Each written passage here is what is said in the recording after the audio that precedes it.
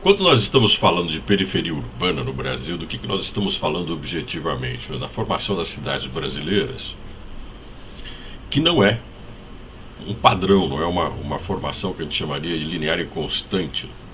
A cidade brasileira teve funções distintas ao longo da formação do país. Lá no início, as vilas, os chamados arraiais, as pequenas concentrações populacionais que vão gerar cidades brasileiras, essas vilas eram centros administrativos que ficavam subordinados ao poder agrário dos grandes proprietários e serviam como espaços de administração do governo português na colonização. Algumas dessas cidades, as mais importantes, litorâneas, portuárias, recebiam produtos, exportavam produtos para Portugal. Ao longo da formação brasileira, essas cidades foram crescendo. Claro, algumas delas se transformaram em centros de poder e centros econômicos. Há um desenvolvimento industrial na segunda metade do século XIX que começa a trazer consigo uma população urbana mais significativa e, ao mesmo tempo, uma população urbana que vai trazendo também seus problemas de concentração populacional, epidemias, doenças. A varíola foi, durante muito tempo, um problema crônico no Brasil urbano do século XIX, no Império, início da República. Nós tivemos aí a famosa revolta da vacina, já quando a população periférica urbana estava se formando.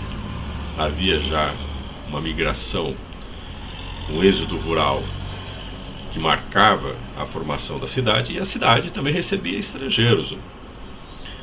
Essa população urbana conflituosa vai se acentuando ao longo do tempo, periférica em especial, formada nos arredores do núcleo mais importante. Antes era meio que misturado, né? A cidade tinha, com a desigualdade econômica, social, uma presença da população mais diversificada nos espaços urbanos, lado a lado entre o bem morar, a boa casa, e o habitat, a vida da população de baixa renda. Né? Isso era muito comum você encontrar, por exemplo, das periferias urbanas, ao mesmo tempo que eu tinha uma população tipicamente de senhores, de proprietários, eu tinha ao lado um estabelecimento ou uma moradia, né, um cortiço de população pobre, de baixa renda. Isso depois veio a se separar e a constituir a periferia urbana contemporânea, que a gente chama de saneamento urbano, né?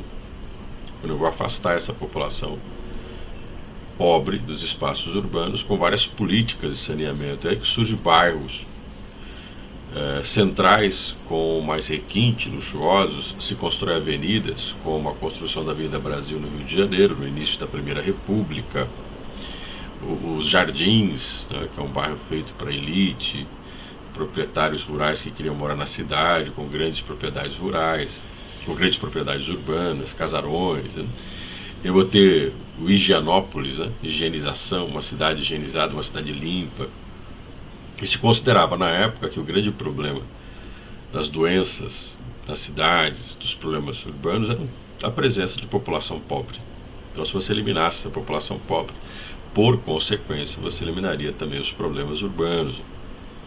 Então, a cidade, de certa forma, ela foi constituída dessa desigualdade.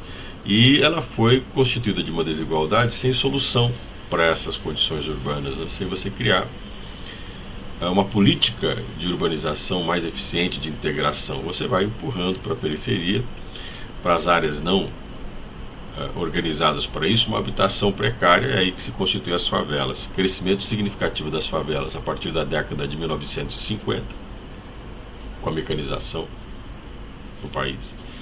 A formação dos espaços urbanos vai ganhando um novo molde, né?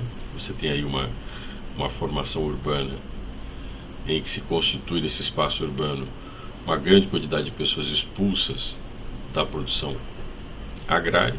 Isso vai se acentuando a partir da década de 1950 e vai aumentando até você ter a realidade que você tem hoje. É uma periferia com 8% da população brasileira, 12 milhões de brasileiros, grande maioria pretos e pardos, população sem saneamento básico ou com saneamento precário, sem água tratada.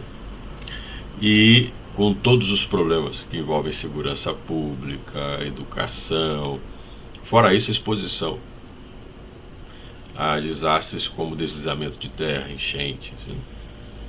E aí o Brasil é o que é hoje. O espaço urbano é o que é hoje. E precisa ser resolvido.